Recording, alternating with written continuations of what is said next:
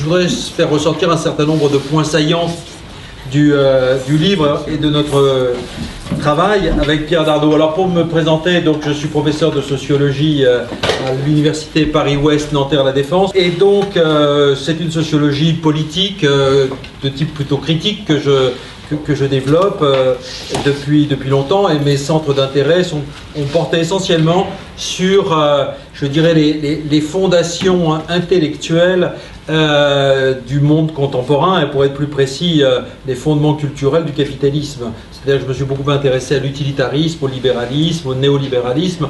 Donc l'essentiel de mon travail a porté là-dessus, et évidemment avec aussi une interrogation menée avec mon ami Pierre Dardot, une interrogation sur le type de pensée critique qui serait aujourd'hui nécessaire pour répondre donc aux formes de la domination, aux formes de pouvoir du capitalisme. Donc une interrogation que l'on mène depuis des décennies, on peut le dire, autour de la pensée critique, et plus précisément autour de Marx et du marxisme. Une interrogation critique de Marx et du marxisme qui a donné lieu à une série d'ouvrages, etc. On peut même dire que la ligne, si vous voulez, que nous poursuivons, c'est un questionnement qui vise à se demander dans quelle mesure aujourd'hui nous sommes en mesure de répondre donc aux forces économiques et politiques auxquelles nous sommes confrontés, avec ce sentiment que nous n'avons pas fait le travail jusqu'à présent nécessaire pour constituer une alternative au néolibéralisme ou au capitalisme néolibéral. Donc c'est cette idée qui nous hante en quelque sorte depuis et qui anime notre travail. En réalité, nous ne nous satisfaisons pas des réponses qui ont été jusqu'à présent apportées donc à ce qui constitue un défi pour les sociétés, un défi pour la planète, un défi pour le climat, etc. Donc c'est vraiment ça qui nous permet aussi de nous relier à de multiples groupes, comme le vôtre sans doute, qui est, me semble-t-il, un petit peu dans ces interrogations-là, dans ces questionnements-là, des groupes, des gens qui posent des questions avant de croire qu'ils ont les réponses toutes faites. Alors, le travail que je vais vous présenter, commun, vient à la suite donc d'un ouvrage. Il est en quelque sorte le pendant, si je puis dire, d'un livre dont on avait pas mal parlé lorsqu'il est sorti en 2009 et qui s'appelle « La nouvelle raison du monde » et dont le sous-titre était « Essai sur la société néolibérale ». Dans ce livre, nous examinons le plus près possible les formes que prennent aujourd'hui les dispositifs, les discours, les institutions que l'on qualifie de néolibérales. En fait, on s'est demandé ce que voulait dire le néolibéralisme, au-delà ou en deçà, comme vous voudrez, des slogans qui étaient ceux des mouvements dits anti-libéraux ou anti-néolibéraux. Qu'est-ce qu'il y a dans le néolibéralisme? Et cela nous a amené à faire un travail généalogique en partant des intuitions de Michel Foucault dans son cours de 79 intitulé « Naissance de la biopolitique ». Et donc, ce à quoi nous étions arrivés, c'était à l'idée selon laquelle ce à quoi nous avions affaire, c'était à une rationalité globale, raison du monde, une rationalité globale dans les deux sens du mot global, c'est-à-dire une rationalité qui a enveloppé l'ensemble des sphères sociales, l'ensemble des activités, jusqu'à l'intimité subjective, et d'un autre côté global, parce que précisément nous avions affaire à une réalité mondiale, donc globale au sens anglais du terme de globalization.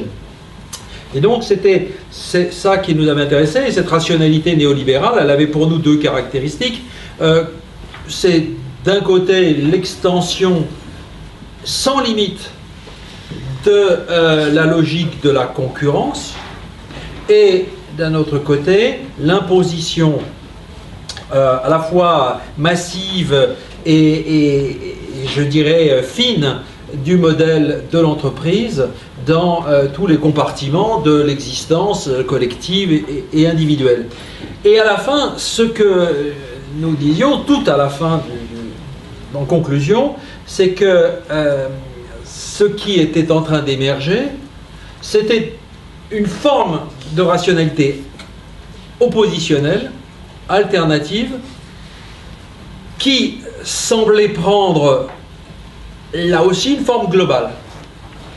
Une rationalité alternative globale qui naissait, qui surgissait des luttes, des mobilisations, de l'altermondialisme, de ses connexions avec l'écologie politique, et ceci partout dans le monde.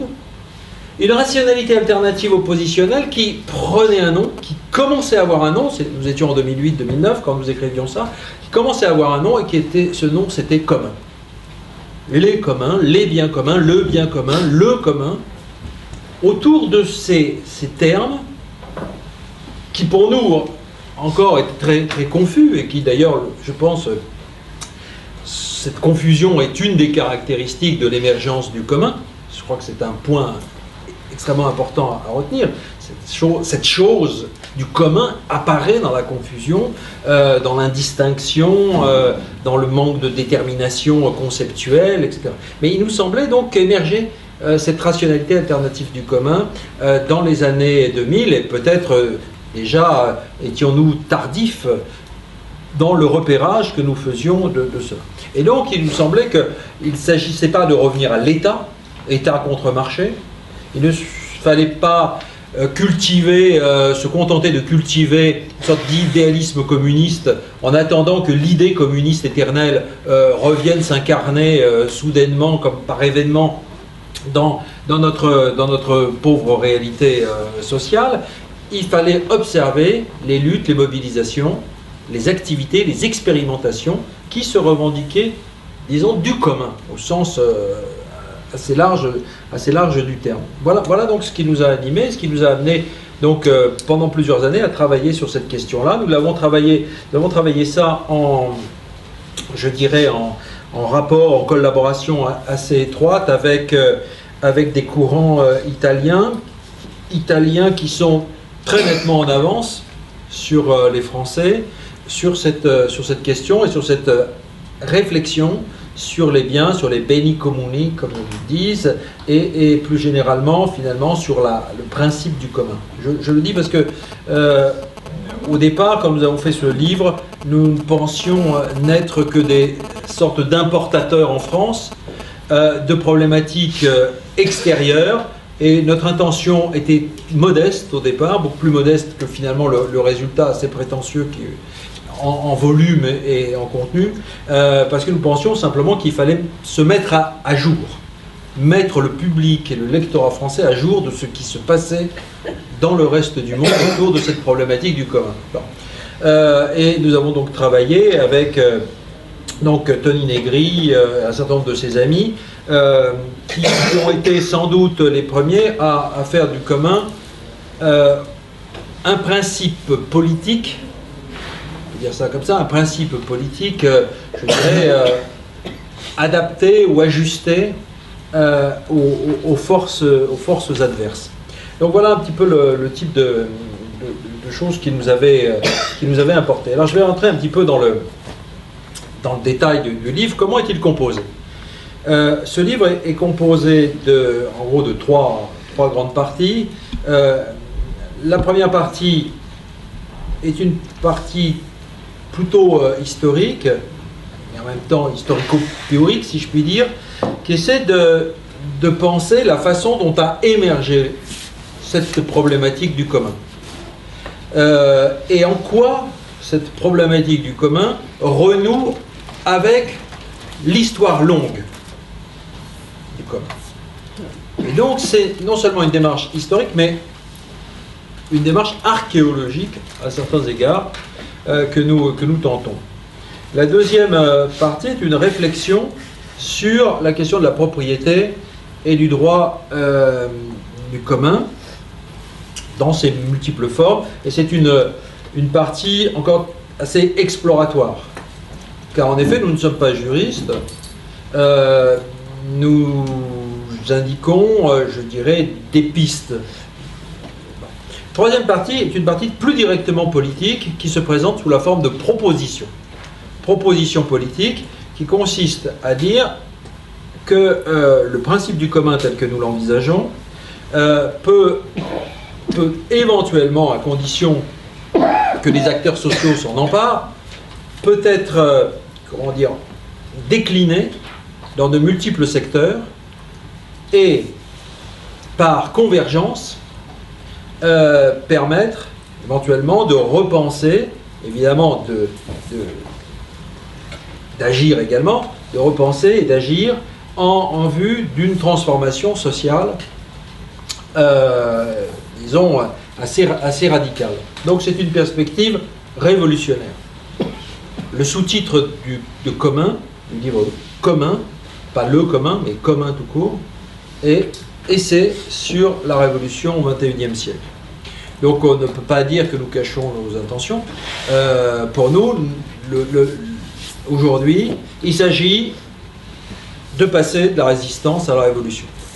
Évidemment, j'utilise la formule de Camus d'août 44 dans un contexte qui n'a strictement rien à voir avec l'époque où elle a été formulée. Mais passer de la résistance à la révolution, c'est dire que aujourd'hui, il ne suffit plus de freiner le mouvement d'appropriation et de destruction que le capitalisme néolibéral mène partout, conduit partout.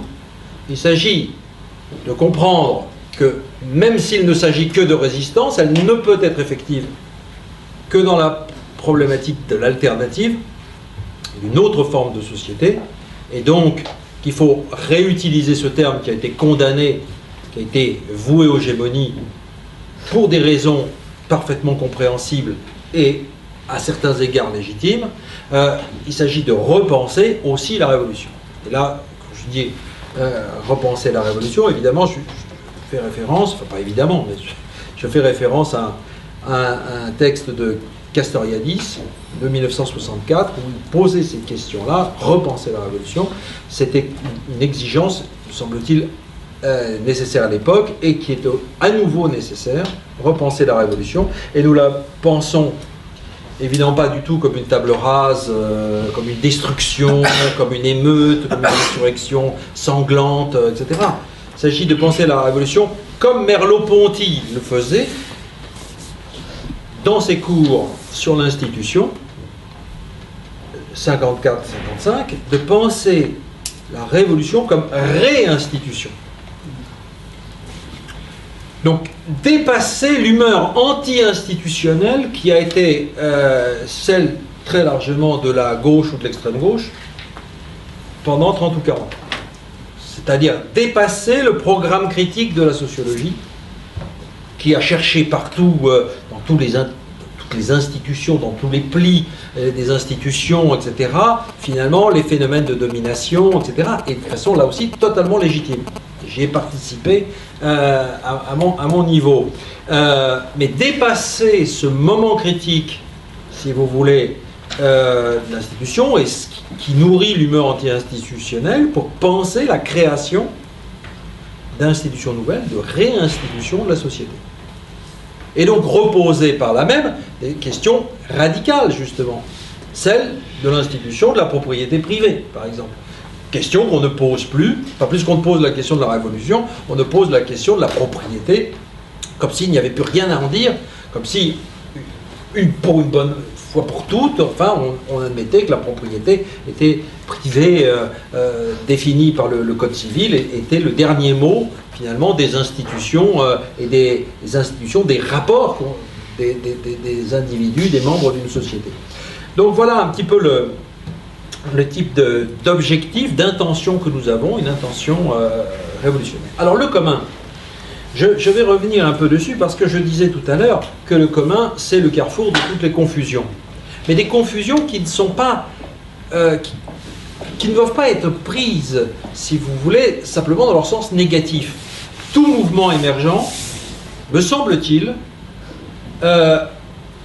produit des conceptualisations floues, des ensembles théoriques vagues, si je puis dire.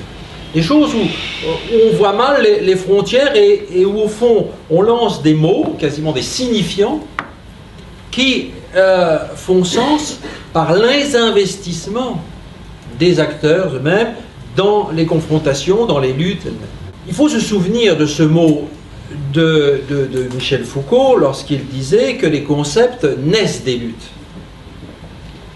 Mais pour y revenir, c'est-à-dire qu'il y a comme une circulation, si vous voulez, qui s'opère dans l'histoire où, par des pratiques, par des luttes, par des expérimentations, des acteurs disent, prononcent donc des mots, des formules qui les aident à penser ce qu'ils font et ce qu'ils sont.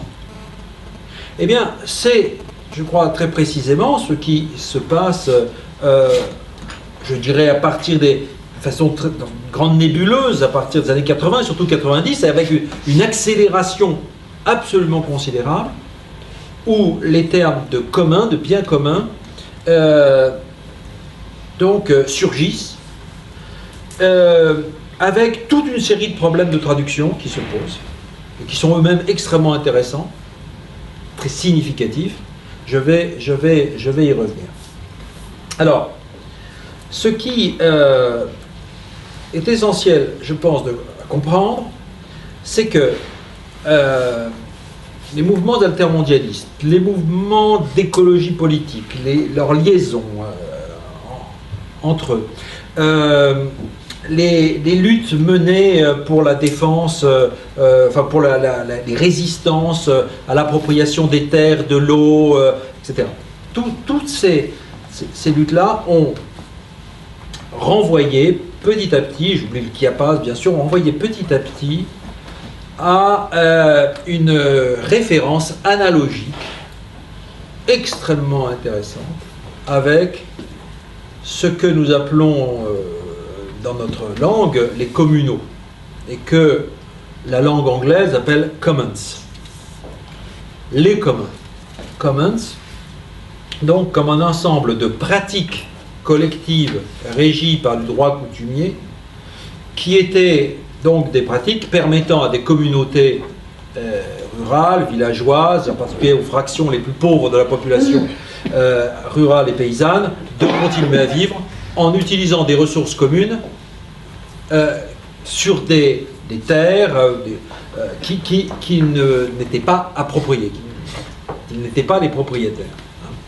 Donc, vous savez sans doute qu'un long mouvement de clôture, d'enclosure, comme on dit aussi, a peu à peu éteint, limité, restreint, voire supprimé nombre de ces pratiques collectives, depuis le ramassage du bois, le ramassage des champignons, les pêches, etc., et a contribué à l'exode rural, à la naissance donc d'un capitalisme agraire, au développement du capitalisme tout court, etc. Ça fait l'objet d'un chapitre classique du livre 1 du Capital sur précisément ce mouvement d'expropriation finalement des petits paysans, enfin de leur exclusion en tout cas de la vie rurale. Bon. D'autres historiens évidemment ont repris ça, affiné, précisé. Ça a fait aussi l'objet de fresques impressionnantes comme celle de Karl Polanyi dans ce livre majeur qui s'appelle La Grande Transformation, que vous connaissez sans doute. Et donc, c'est une histoire bien connue, bien référencée, bien documentée, et qui est devenue une référence politique commune, pour le coup, à de très très nombreux mouvements. Naomi Klein, par exemple, dans un texte de la New Left Review, fait un texte très symptomatique juste après Seattle, un texte sur Reclaim Our Commons. Le mot d'ordre, dit-elle, du mouvement altermondialiste unificateur à l'échelle mondiale, c'est Reclaim Our Commons. À la fois revendiquons et défendons nos communs. Donc réinvestissement par analogie de l'existence de pratiques coutumières anciennes. C'est un événement qui n'a l'air de rien, c'est un événement à la fois théorique et politique, parce qu'à partir de là, effectivement, toute une série de processus de contagion, si je puis dire, vont se mettre en place, avec, comme je le disais tout à l'heure, un certain nombre de confusions. Cette référence analogique aux commons est un peu voilée par la traduction française, italienne ou espagnole de commons par bien commun, ou beni comuni, c'est-à-dire avec l'idée selon laquelle nous avons affaire à des biens intrinsèquement communs, par nature communs. Ce qui est commun dans ces biens, c'est par nature qu'ils le sont, parce qu'on ne peut pas les approprier. Ce qui n'a en fait pas grand-chose à voir avec commons. Parce que là, en l'occurrence, un pré, un bois, un étang peuvent parfaitement, et les poissons dans l'étang peuvent parfaitement être appropriés. La traduction par bien commun, donc, est source d'une confusion majeure, mais ça n'a pas arrêté, d'une certaine façon, le mouvement. Il y a là, vous voyez, un phénomène, je dirais, de passage d'une langue à l'autre qui mérite qu'on s'y arrête. Bon.